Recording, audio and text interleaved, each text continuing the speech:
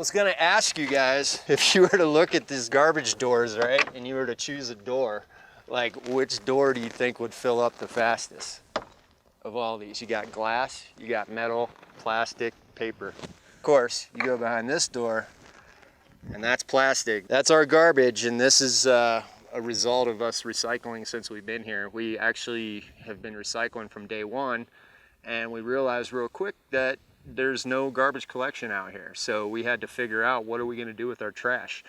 And part of it is I have to go to make dump runs about once a month. And then the rest of it is try to recycle this stuff as best I can and use it on the homestead and the farm. So that's what this is all for here. And I still don't have it all figured out. We're still working on it. And this is just like you'll see, most of the projects here are 75% complete, 50% complete, because I have to jump around to different things to try to keep up. So on the other side of these doors here, you'll see this is where the real garbage is. This is the side of homesteading that most people aren't going to show you because it doesn't get clicks, but this is reality. And you know, you got to figure out what you're going to do with your garbage. And so this is stuff that most of this will go to the dump, and I pay for that. You get a real intimate understanding of where your garbage goes when you actually have to do it yourself. And I think that's something that a lot of people don't realize. You know, when you have your garbage collection in the city, if you ask where it goes, I'm sure everybody knows it goes to the dump, but you don't actually see the dump, so you don't actually have to experience and see how dirty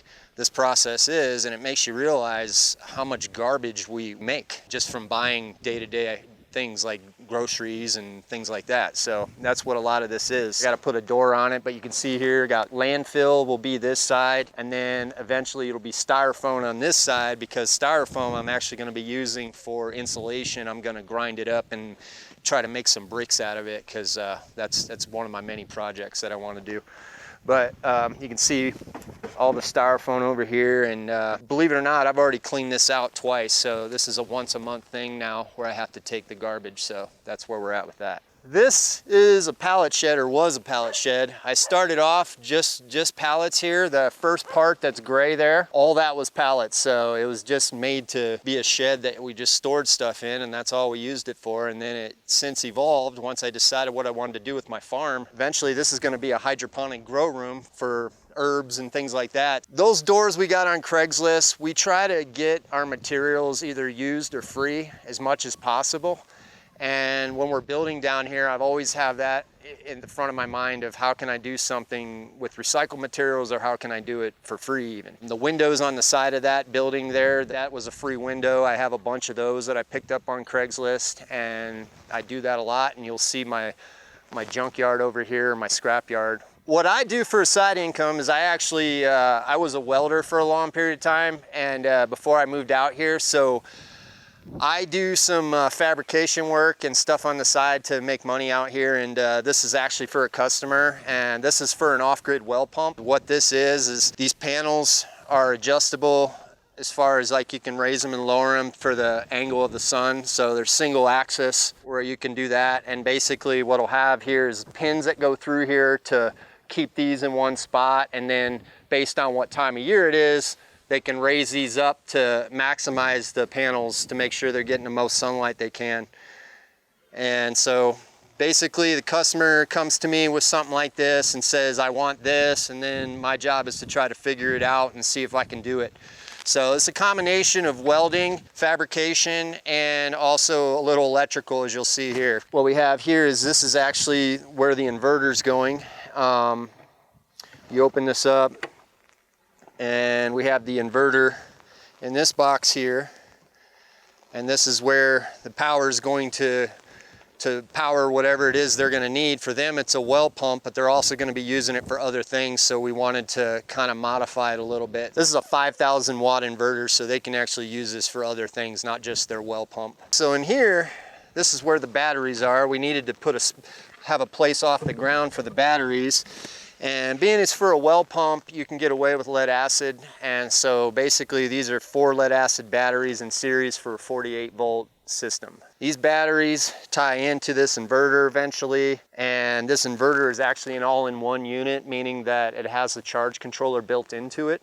So it does the charging of the batteries and it also manages the energy and converts it from DC to AC. I'm still working on it, and the beauty of being out here is most of the people I do work for, they understand because they're doing the same thing I'm doing. So they get that I'm building a homestead, and I can only do it piece by piece. So I work on this a little bit every week. I've had this thing for almost 2 months now out here, and I just work on it when I can. And all this steel here is scrap steel from a yard in Tucson. So I go to Tucson and I'll pick up scrap steel. As long as the customer's okay with it, I tell them that I'm using recycled steel, I'll weld it together. So these were all just pieces we welded together. We wanted to make sure that it can withstand the winds out here. As you can tell, it's windy. We wanted to make something extra sturdy. So it is overkill, but that's what they wanted. And it's nice having projects where I don't have to rush, because I can actually think through problems too. And you'll notice that out here, I have a lot of projects that are nothing's done out here. And a lot of it's done on purpose, because I like to jump from project to project. And then sometimes I'll get stuck on something where I will say, you know, I don't know if I necessarily want it done this way.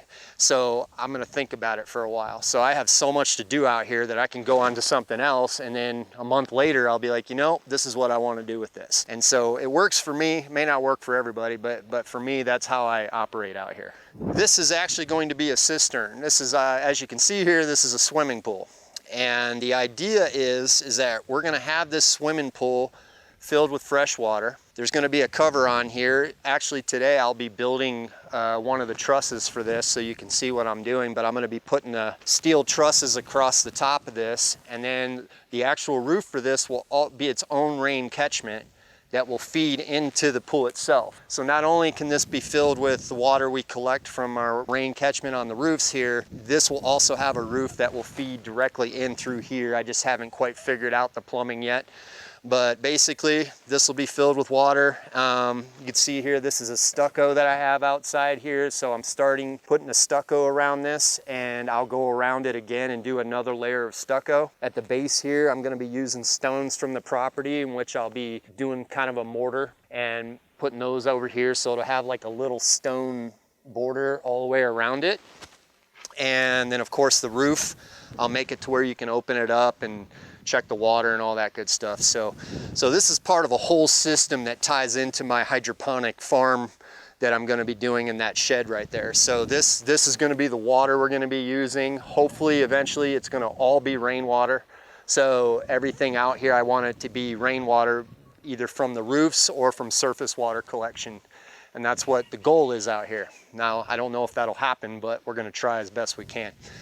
And so that's how this works, or will work. And then from here, this is going to have a solar panel on it. This is actually a little pump house. This was also built out of pallets, so you know, nothing goes to waste out here. It's actually oriented the wrong way. This will be facing south. There's going to be a panel on top of here, a 250 watt panel. And then inside here, there'll be a battery and a pump for the water.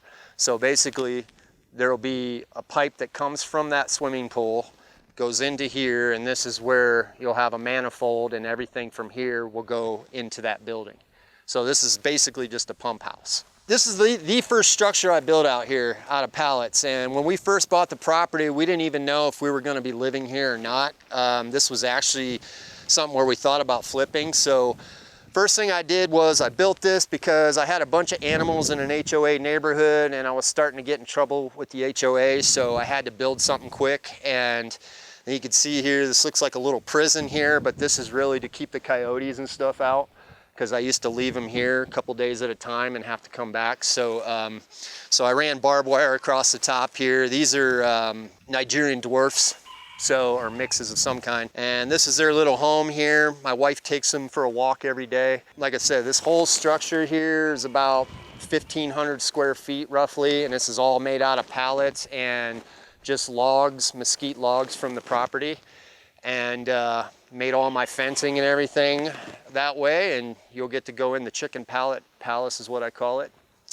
And then my wife made these the goats really like to be on they like to be high up. So basically we built these little towers for them in there so they can get up on top of there and just see what's going on. That's something they really like to do.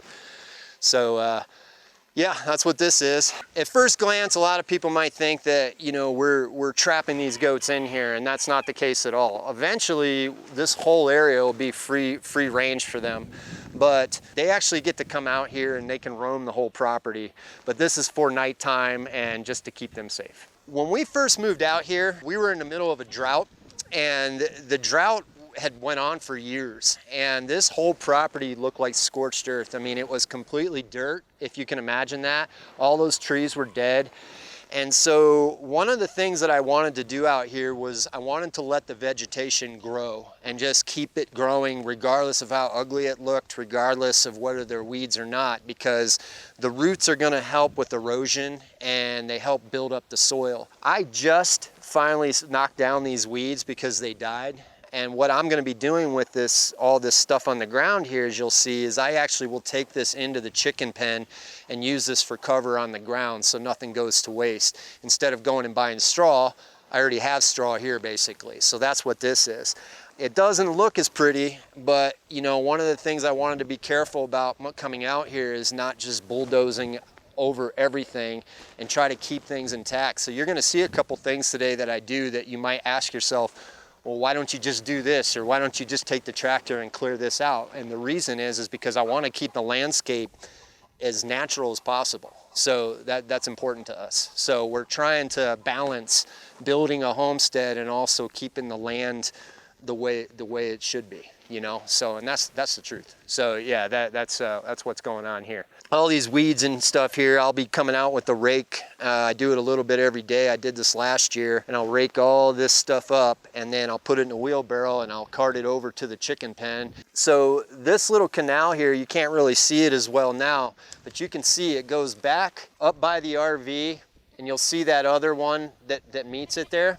This is for flood control. And what I had to do with the backhoe this year is I had to actually do this whole area down here and make basically a canal so the water had a place to go, because this farm here is in a low spot on the property. So when it rains heavily here, it floods. So this actually works, and it keeps this area from getting flooded. So this was the solution. So this will go all the way to that spot right there. We can see where it ends, where that berm is. And then it does a right-hand turn into the wash there. And there's another canal that runs all the way down there, and that feeds directly into the wash. This is the earth bag building. This is the one I probably get the most questions about. This was built with sandbags, about 1,000 sandbags. And this was something that initially it was just an experiment. I just wanted to see how this process went, because I was very much considering building my house this way at the time. So I wanted to kind of get an idea of how it worked, and the best way to learn is to do it. So this is an outbuilding. This building is ultimately a farm building as well. I'm going to be doing a lot of incubation for chickens in here and things like that. But right now we use it just kind of as a hangout spot. So, and that's what we do with the buildings until we have everything situated. It's a lot of musical chairs out here right now. So you can see here, I used logs from the property. I got these logs, cut them down. These are from dead trees, so I didn't try not to use the live ones. So these are all dead trees, and most of them don't have any structural use, except for, say, these have some structural use. You'll see that there's a truss, a steel truss that goes all the way across inside, and this actually helps support that truss so the weight's not all on the bags. But yeah, this was done by myself. My wife helped a few times, but everything you guys see down here, I built by myself. So that's what I've been doing out here for 16 months. So this year, actually I built this.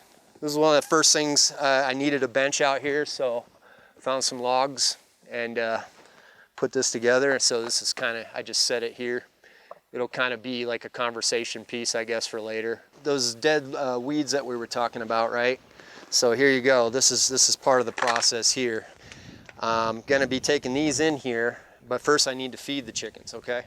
So, but these will go in there for bedding. Right now I'm gonna go feed them. This is Big Bird, and Big Bird is the dad of all those babies in that other pen over there. He's a Buff Orpington. And but I have to keep them separate from these hens, because you see their backs over there, how they have all their feathers missing. If you don't keep them away, they'll they'll tear those poor hens up. So got to kind of keep them separated like this. So this is for their safety, really. But they all gets food. And then this guy over here, he's a silky, but he basically gets put in line by this one, so he doesn't get to father any kids. That's just the reality of the way chickens are. I feed them twice a day, actually, so that way no food goes to waste. And the reason I feed them twice a day right now is because I have birds that come in here and try to take their food. So you'll see these wild birds will come through here, and they'll come over here and just wait until you feed them. And I realized I was wasting so much food because I was feeding them all at once.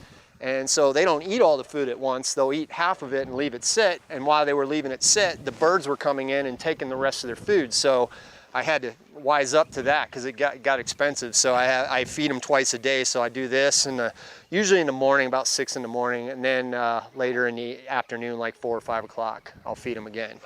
So I don't waste any of their food there. All these birds are the sons and daughters of that bird right there. So I just hatched these not too long ago. So these are less than 2 months old, most of them, the little birds there. So now that I got them busy, what I'll do here is I will fill this wheelbarrow up with weeds here, and then I'll bring the wheelbarrow in, and I just do a little bit every day, and then I'll start putting bedding down for them in different places. So by the time I'm all done here, this whole area will be covered with weeds, and they like to just peck through it and stuff. So it's actually good for their environment in here. And sometimes I do this, not to be mean, but actually I'll pick them up and just inspect them, make sure that they don't have any issues. You'd be amazed, you catch things if you do this. But randomly I'll pick them up and just make sure there's no sores on them, that kind of thing. And this is my original flock that I had in the HOA, so you can see they're used to people. So, but it's very important to handle them early when they're babies, otherwise they won't let you do this. So in the summertime, you'll see these 2 trays here, and they seem like they're just in here for no reason, but really chickens cool themselves through their feet. So what you'll do is we'll put water in here about this high, and then they can come here during the day when it's really hot, and they can actually come in here and cool their feet that way. And they'll also dig little burrows in the ground, and they'll ruffle in there, and you'll see them doing that throughout the day too, to keep cool. As an independent team of filmmakers, we love producing documentaries for artisans of all trades, honoring skill, passion, and determination. So whether you're a garage baker, homegrown mycologist, backyard farmer, or off-grid homesteader, send us a message and share your story with the world.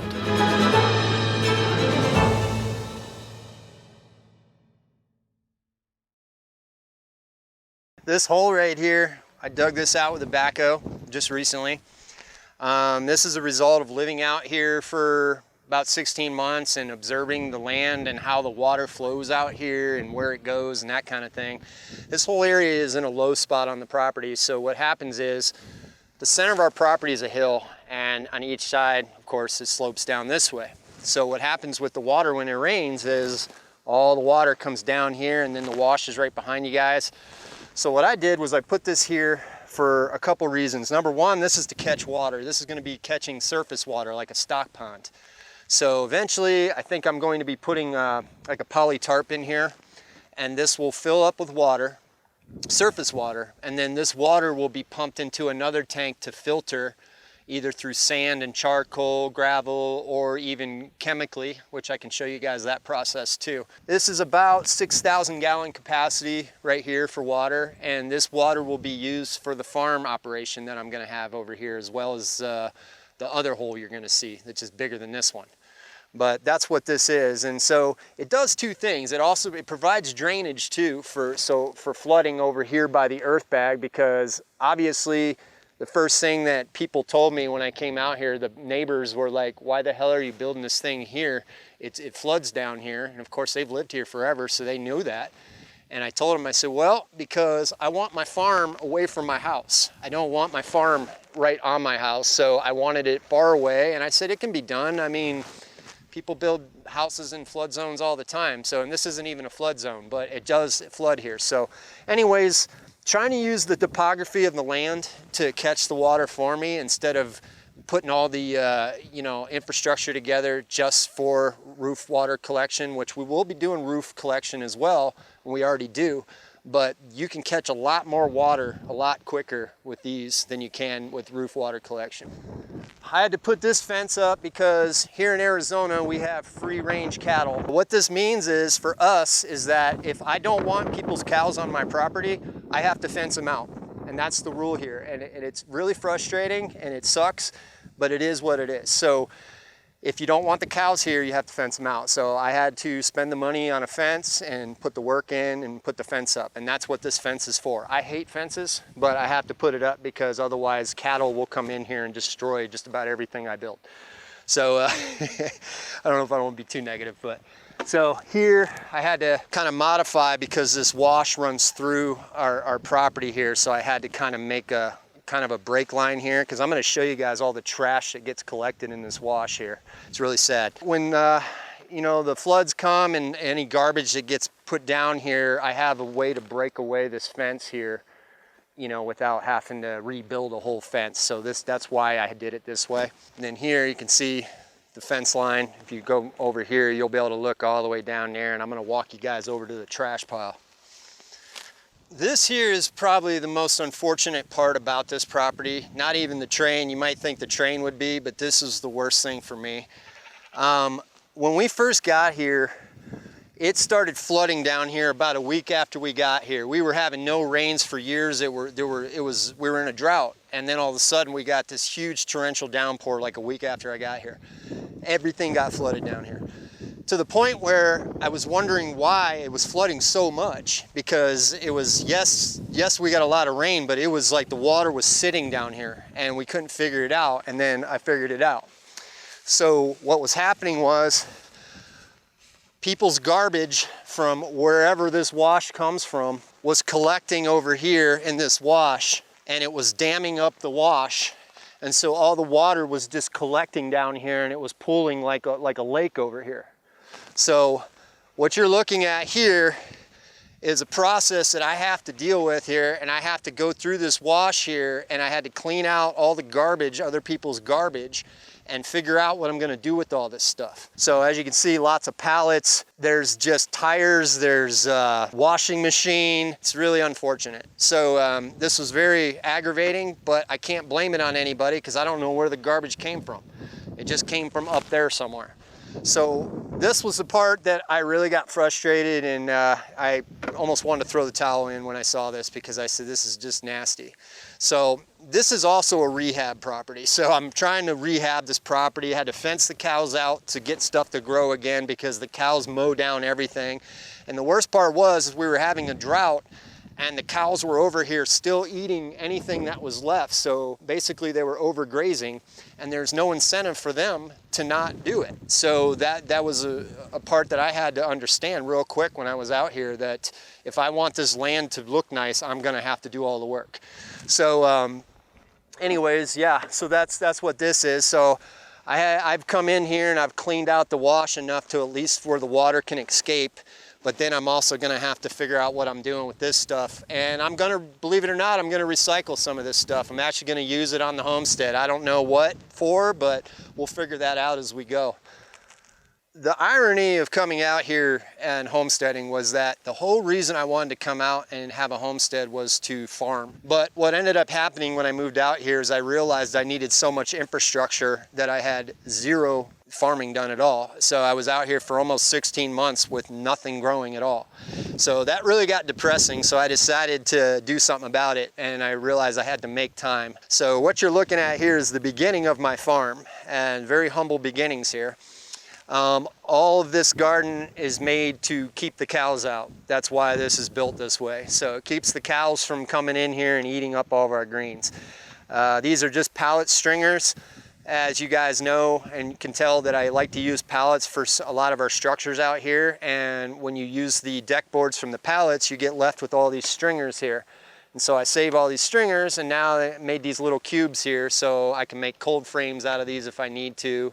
I'll be able to put plastic over top here if it gets too cold. I'm gonna show you guys all the cool stuff you can grow quickly if you're wanting to start eating healthy and you don't want to wait for your crops to grow to full term. I learned this when I was living in the HOA neighborhood in the suburbs. Microgreens. Microgreens, basically you think of microgreens as the baby version of any adult vegetable. So microgreens, say broccoli, these are broccoli microgreens. So when those grow up, those will be full broccoli plants.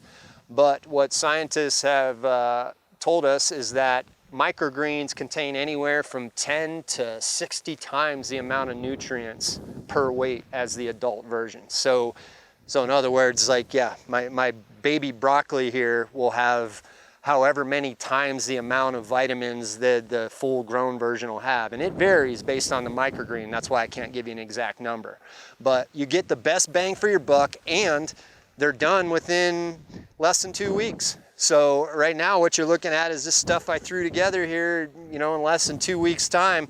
And I can come out here every single day and add these to my meal, to my kids' meals. I'll put them in spaghetti, I sneak them in there, all kinds of ways you can eat healthy. Now this is called a salad mix. And you can see here, there's different colors in there, but you got kale, you got lettuce, probably have some broccoli in there.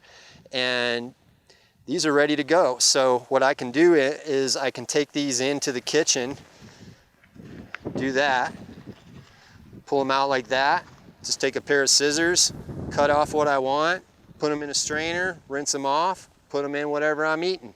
And I'm getting tons of vitamins and nutrients in this very small amount. And chefs will use these as garnishments, and honestly they use them for aesthetics too.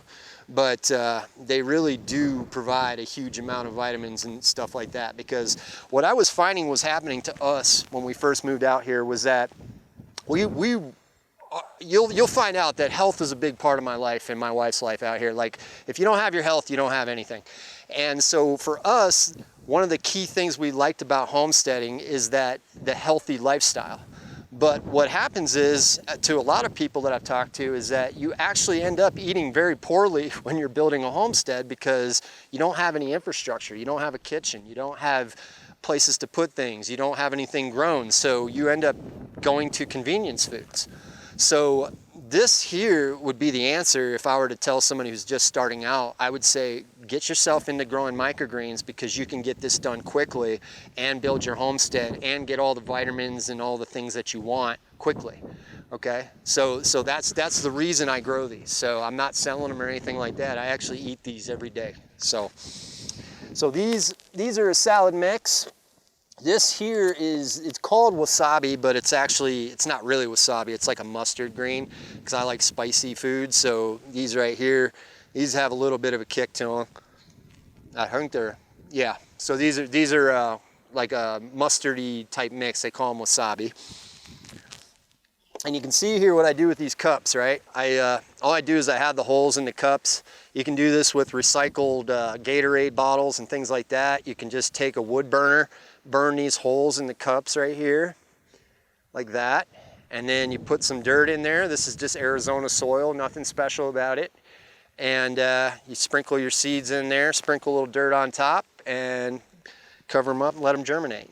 But yeah, you can see the roots are coming down through here now, and basically these are just little flood trays down here. So they just sit, I just put water in there today, and they'll suck up as much water as they need, and I can keep these growing out here for as long as I needed to.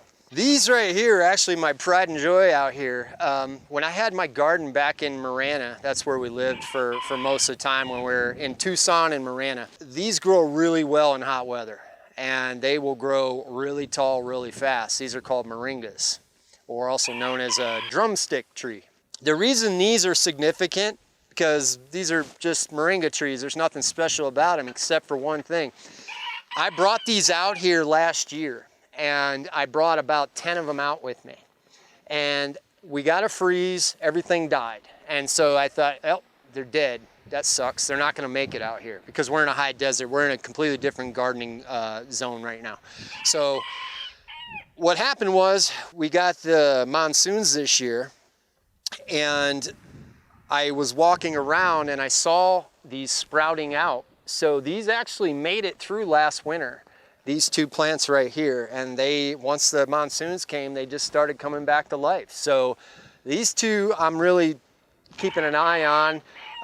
You can see there's like a microclimate back here. You may not be able to see it, but whenever you have like microclimates, you can say, like, if you have even a wall up or a certain spot where the sun's shining more or something staying warmer, whatever is happening over here is keeping these things from freezing. Because you can walk over there, like I just showed you, plants that have frost on them or frost damage, and these aren't getting frost damage. So I'm keeping them over here. Eventually these are going to go into the ground and actually be part of our homestead. So I want to plant a bunch of moringa trees. Moringa trees are completely edible. Almost all parts of it are edible. The seeds can be used for filtering water.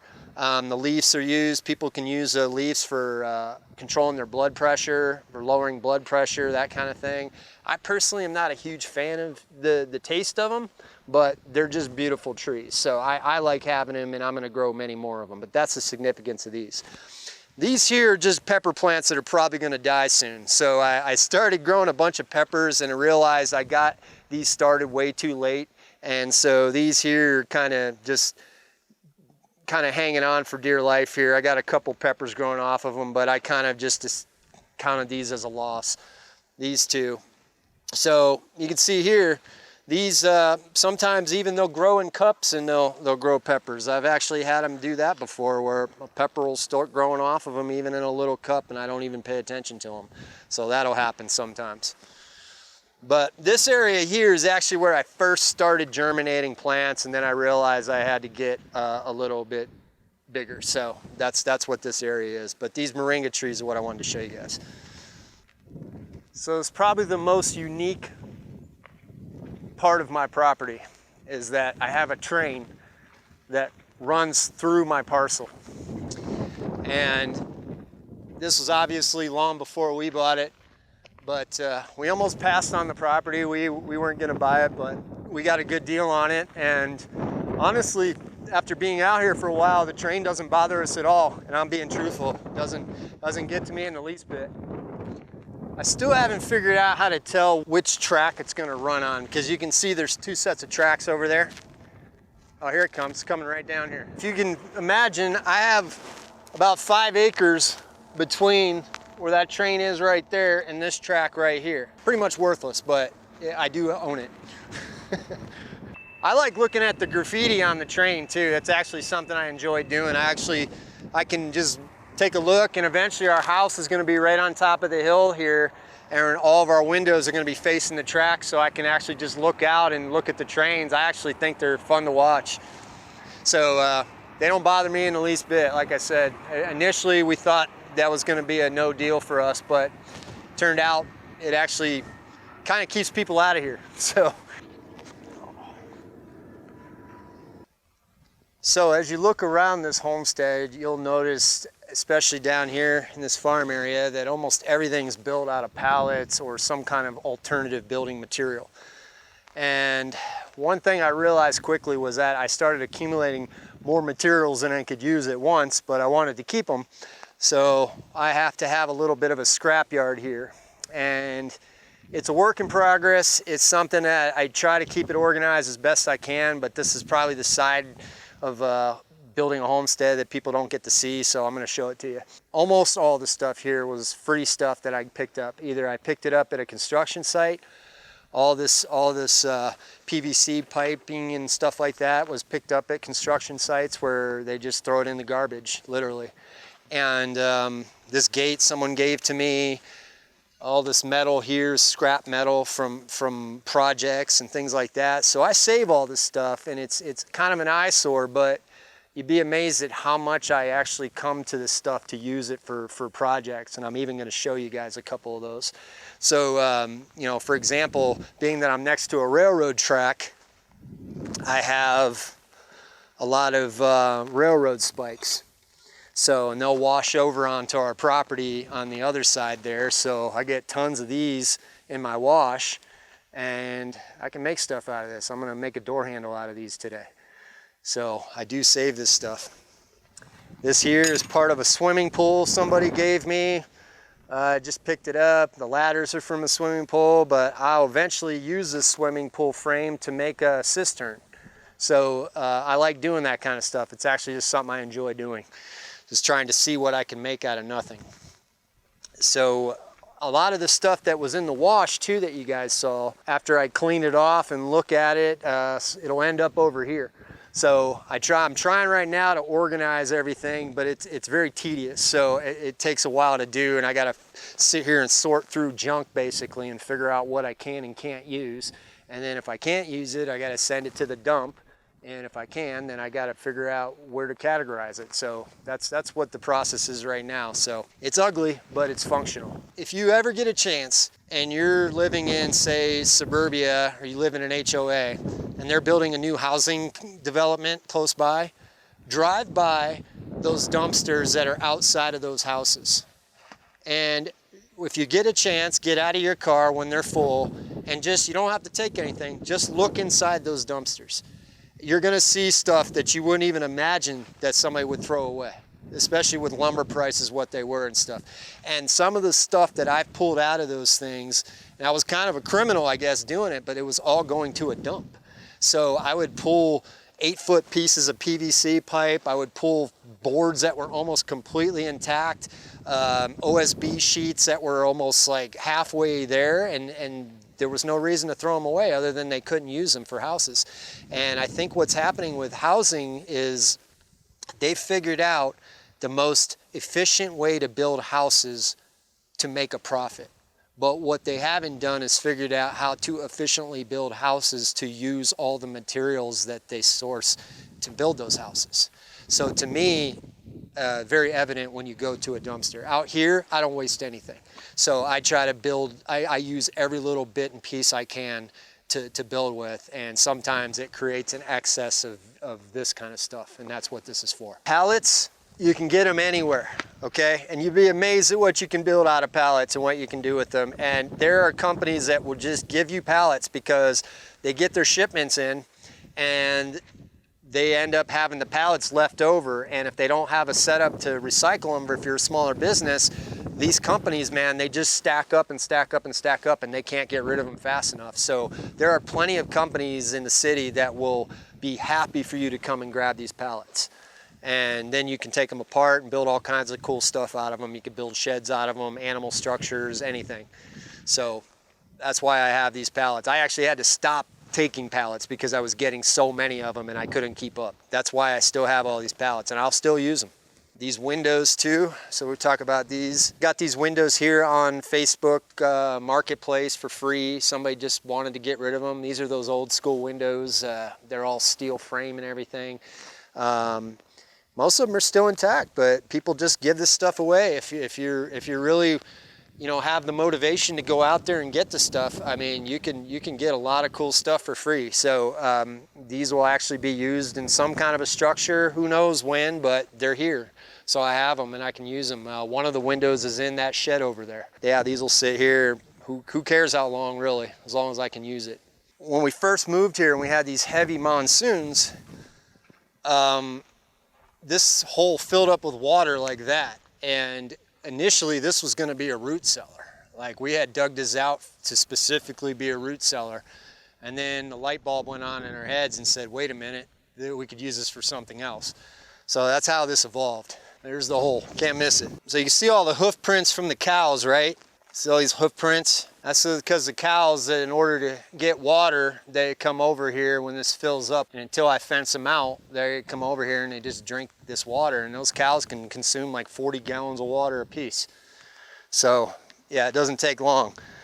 But this hole initially, it's starting to fill up with dirt. I think I'm gonna have to dig it out once in a while because the sediment and stuff, you know, it kind of comes in here. It's roughly 14,000 gallon capacity in this area right here, okay?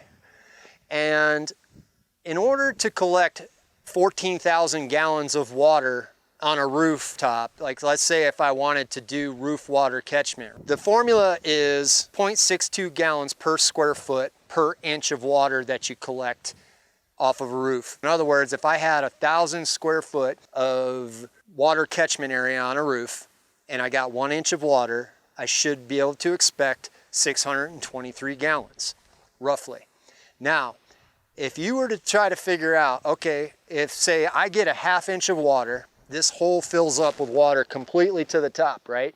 And a 1/2 inch of water because it's on the side of a hill here. So all the water's flowing down here and it fills this hole up. The math comes out like this. In order to get that quick of a catchment, like to get 14,000 gallons of water off a 1/2 inch of water, I would need over 40,000 square foot of catchment area to get that water.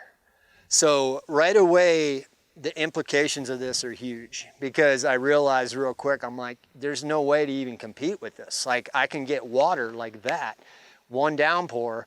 If I had a bunch of these holes in the ground, I could get just as much water as I'm gonna need.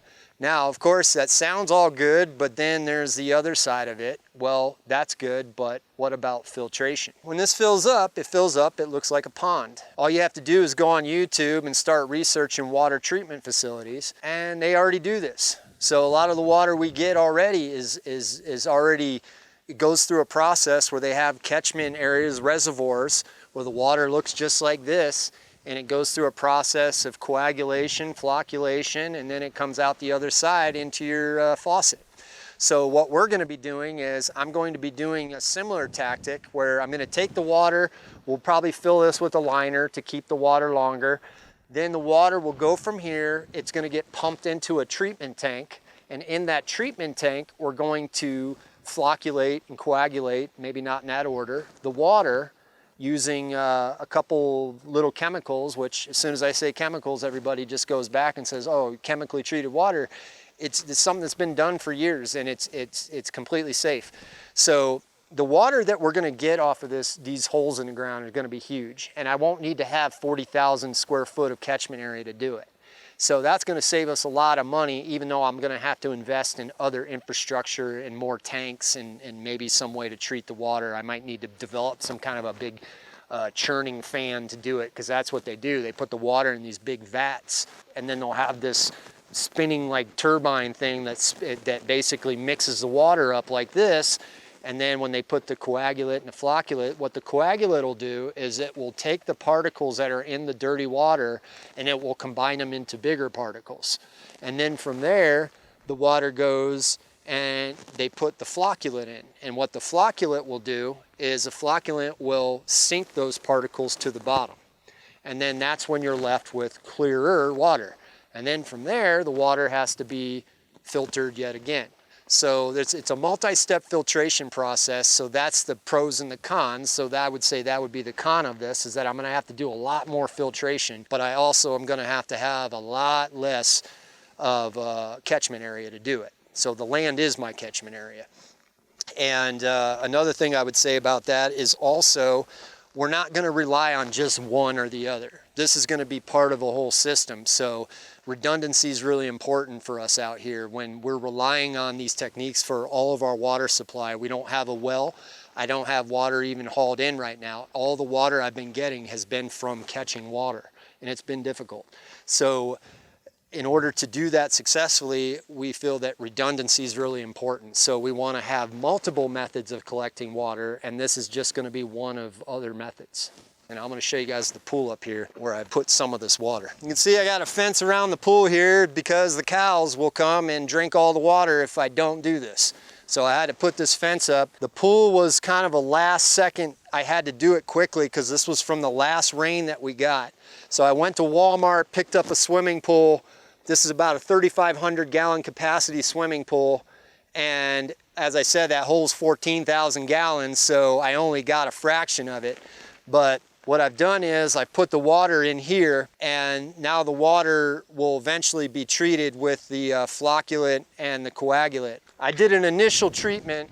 Some of it you can disinfect the water using bleach, like normal household bleach. And what people don't a lot of times realize about bleach is everybody thinks bleach is bad, and it is bad if you use it too much. But the reality is that if you put a small enough amount of bleach in your water, it actually will completely dissipate into the air after 3 or 4 days. So you just don't want to overdo it. So you can see here the water, right? It's kind of dirty, but I did do a disinfectant treatment on it, so it's not going to develop more bacteria and more algae. So I can actually pump the water out of here into a barrel, which I'll show you, and then I can clean it that way. Obviously, everything's in its initial stages here. This is a real part of homesteading. This is not to make myself look good. This is to show you that it takes time to develop these processes and systems. And if you're gonna build a homestead from scratch, you're gonna have to do things piece by piece. This is to show you how these flocculant and the coagulant work together. And what you're looking at here is you're looking at a sample of water that was in that swimming pool over there that was all dirty and cloudy, and this is what happens during the separation process. And this is still separating, but you can see at the bottom of this, the flocculant has helped to sink all the big particles that are in the water down to the bottom. This will eventually be completely clear water, and all done through using a flocculant and a coagulant, and that's before filtration. So, and then after that, we'll run it through, you can run it through reverse osmosis or anything like that to filter the water. And then you can actually have strips that you can buy online to put in your water and test for a bunch of different hard metals and chemicals, and that's what we do. So we'll do random tests with our testing strips to test the water to make sure that it doesn't have any heavy metals or anything like that in it. If you research water treatment plants and facilities, what's happening here is we're doing the same type of thing that they would do, where we're just doing it on a much smaller scale. And actually for swimming pools, this is what you do, and these are chemicals that you can use in a swimming pool. So matter of fact, this is for a swimming pool. This is a, I believe, coagulant, and this is a flocculant. One of them combines the chemical or combines the particles together to make bigger particles, and the other one sinks them to the bottom and separates them out of the water. And then, like I said, to further safeguard, what you'll do after that is you can use reverse osmosis as a filtration to get rid of anything else that's in the water. And then you can use testing strips to finalize that to make sure that your water's safe. And I wouldn't even drink this water, to be honest. This is stuff you would use for showering. You could use it for laundry, use it for dishes, all that stuff. But, you know, drinking water, you know, you can also do it for that. But that's one of those things we're still working out the bugs on that to see if we're feeling confident enough to drink it. But so far, so good. So if you ever want to know why people leave their hoods up in the country, all you have to do is look here in the engine, and you're going to see a bunch of mouse turds. And what happens is the pack rats and the mice will make nests in your motor. So we have to keep our hoods open at night, otherwise you're going to be pulling nests out like that one. When you have your hood closed, it creates a shelter, and it's dark, and they like that space. So by leaving the hood open, it's exposed, and they're way less likely to leave a nice little nest in there. Like this nest that was on top of this motor right here, I had left the hood down, and I had forgotten, because I'd driven the truck somewhere, and I forgot to put the hood up, and it only took a few days, and I came over here and there was a giant nest in here. And they will chew through your wires, they will really wreak havoc on your vehicles. This station over here is to fill sandbags with dirt, and otherwise also known as earth bags. And what I got here is a simple setup that anybody can do, and I want to emphasize that. This is something that any person can do that has the physical ability to do so. And all this is a simple welded screen here, put on top of some 2x4s, made a little frame here, and this is how I sift the dirt. So what I'm going to be doing here is I simply come over to my dirt pile, and this dirt pile was left here from that big hole in the ground where the water catchment is. And what I'm going to do, till I get the right shovel, is I simply shovel the dirt, run it down the screen like that, and it'll sift out all the larger stones and chunks like that, so you have a lot smoother dirt to work with. And now I got my pile of dirt here. So next what we're going to do is we're going to take our sandbags. This station here I set up where I can do 2 at a time, but eventually I'm going to be setting up something and welding something together for my tractor that I can do 15 to 20 at a time, so it'll be a lot quicker. And we'll be sifting the dirt with the loader as opposed to doing it by hand. But if you don't have a tractor like I did when I first came out here, it can be done by hand. It just takes longer. You see, recognize these are plant pots. I just cut the bottom out of a plant pot. All that does is keep the shape of the bag right here, like that.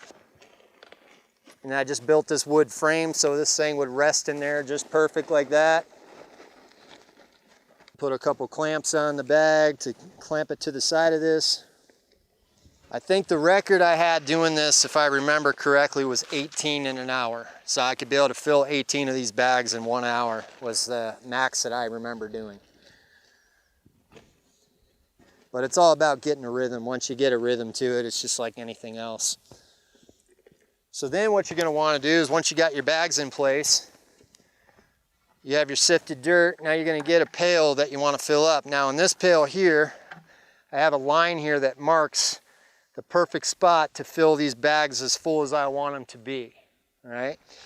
So then all I gotta do is just fill this thing up at the level I want it to be at. You can see the dirt's nice and smooth. Now if you're building a house or any structure like this, you're gonna wanna know the percentage of clay and sand that's in your soil. However, I'm actually using these bags for a small retaining wall, so it's not as vitally important to me right now what's in these. It's just that they're full. That makes sense. It took me 975 bags to build the earth bag building down there in the farm area. 54 hours at a fast pace doing this just to fill the bags with dirt. Now the stacking and everything and the layout, that's a whole other ball game. So here we go, I got my fill line here, and then I just slowly fill these bags up.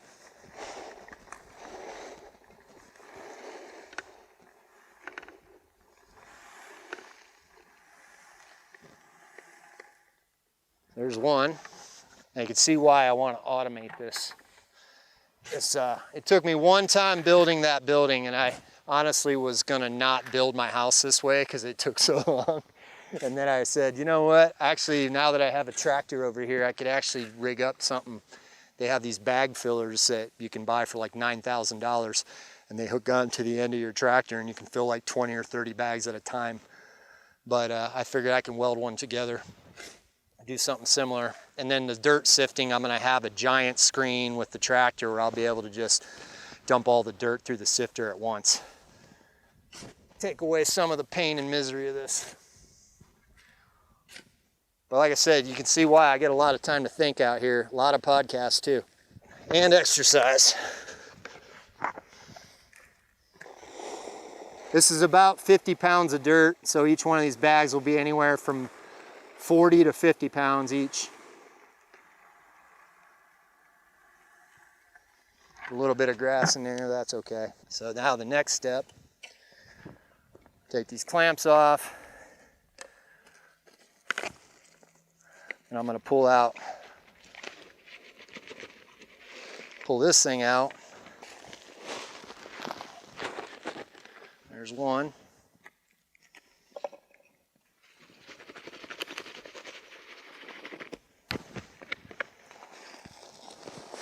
There's two. Then what you're gonna do is you're gonna take these ties right here, just a loop like that. You're gonna wrap around the bag like such.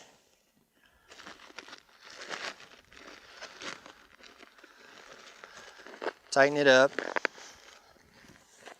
like that.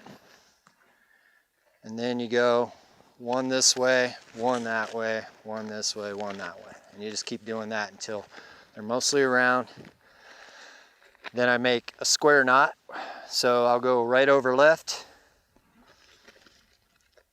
left over right, left over right. And there's my bag. One thing I figured out too is you can do some exercises with these things. So I can do squats, I can do curls, overhead presses,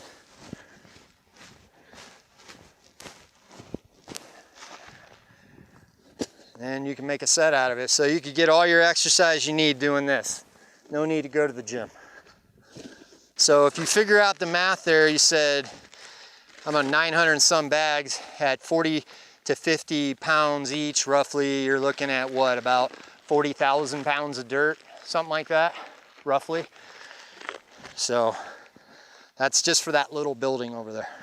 When you're building with something that's got this much mass, they're good at keeping it cooler in the summertime because they're thicker, they're more dense, and also in the wintertime, they're gonna keep it a little bit warmer too, although they're not good insulators. Thermal mass is good. Also, because I live next to a train, they're very good for soundproofing buildings. So that's what these are good for. They're literally bulletproof. Not that I have that problem, but you know, the military uses them because of that too. They're bulletproof. Also, it's dirt. I mean, I got as much dirt as I need out here. I could build this anywhere, anytime. I personally like the bags over the tubes because of the mobility of them. I like being able to just fill my dirt up here, move them somewhere else. I can do that with them, so I like that. And basically it's good for the environment. You also get a good workout. Like I said, I like to move a lot, so this kind of checks almost all the boxes there. But it's not for everyone. So there you go. So now I can show you guys the process of tamping these things. And this is the part, like I said, you got the part where I fill the bags and that's how much time it took. But then there's all these other steps here. So you can see here what I have is barbed wire, okay? And building with this particular method with the bags, you don't have to do this with the tubes, but the bags you have to do this. Basically what this barbed wire will do is this barbed wire will go, let's say you did one layer of bags over here, okay? Like this right here.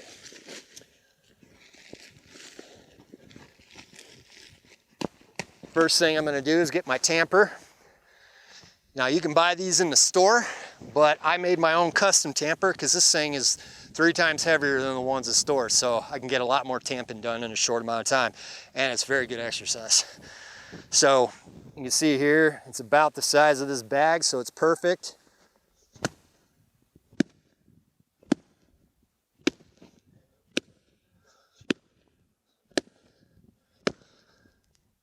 And you do that, now you can see that this thing, it's flat and it's also very hard now. And the dirt's also damp, which I forgot to point out, but once this dries up, this will be like a nice hard brick.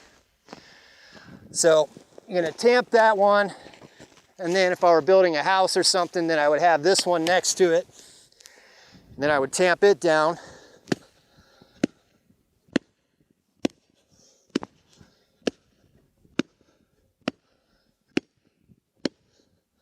Like that. Then what you're gonna do, after you had your whole course complete, your whole row of your house or whatever you want to say, the perimeter, then you're gonna do is you're gonna take barbed wire on a spool like this. You're gonna have to set it up to where you can hold it down on the end there. So in this situation, I just take the bag to hold it down. So you hold it down like this, and you can see how these barbs will dig into the bag, right?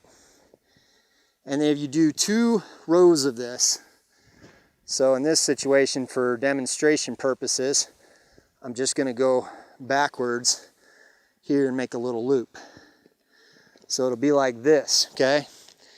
Now what this does is this, once you tamp the next level down on these bags, it creates like a Velcro to keep these bags in place.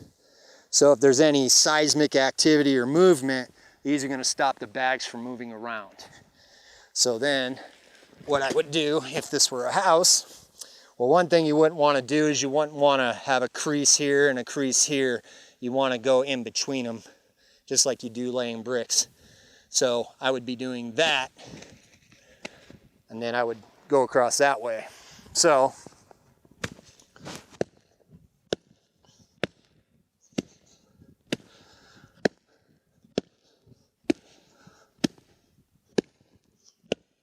and then of course, I have to check to make sure the walls are nice and straight, make sure that the height's the way I want it, because I'd have to measure it against the next one to make sure they're the same. And then you can see here, see? Now the bag's not gonna move because it's basically Velcroed on here, and by doing that tamping, now you figure if you keep going layer after layer after layer, you have all that compressive strength on there. It's not going anywhere. So, and they've actually tested these with earthquakes, these in different parts of the world, and they stand up. And it's a very cheap way to build.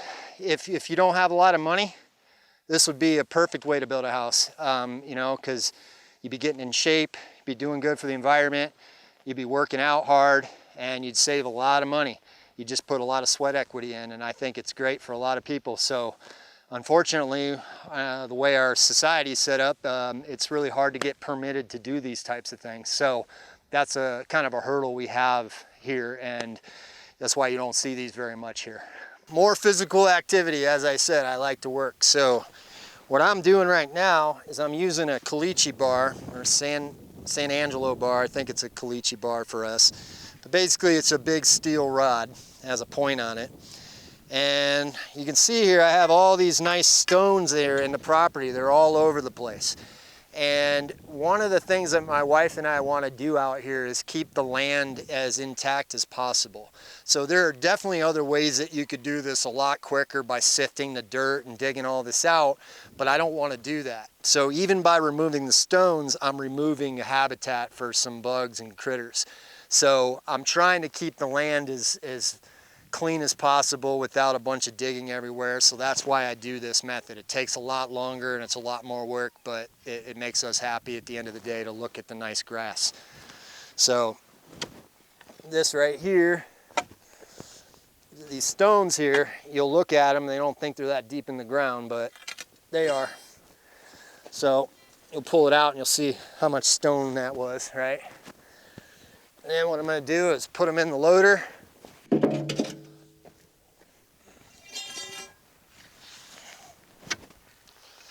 That one right there.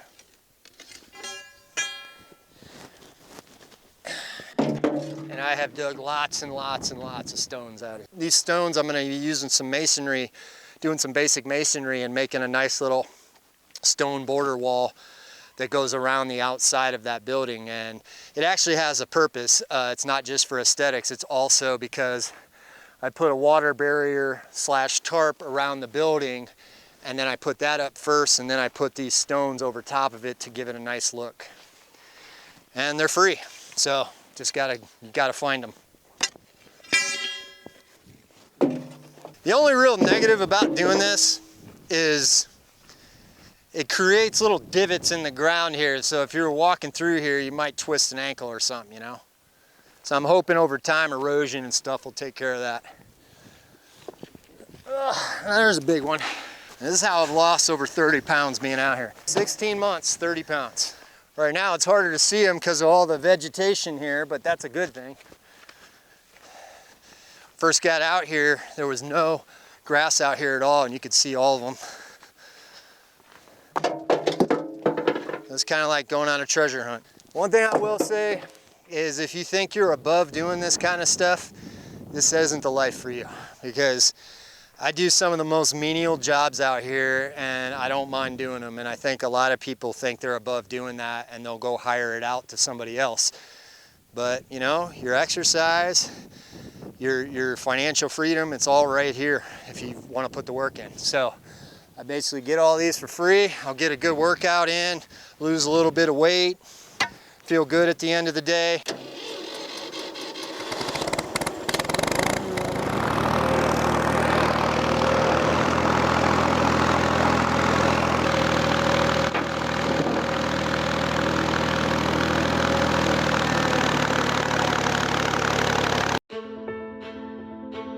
Hire us to tell your story. As an independent team of filmmakers, we love producing documentaries for artisans of all trades, honoring skill, passion, and determination.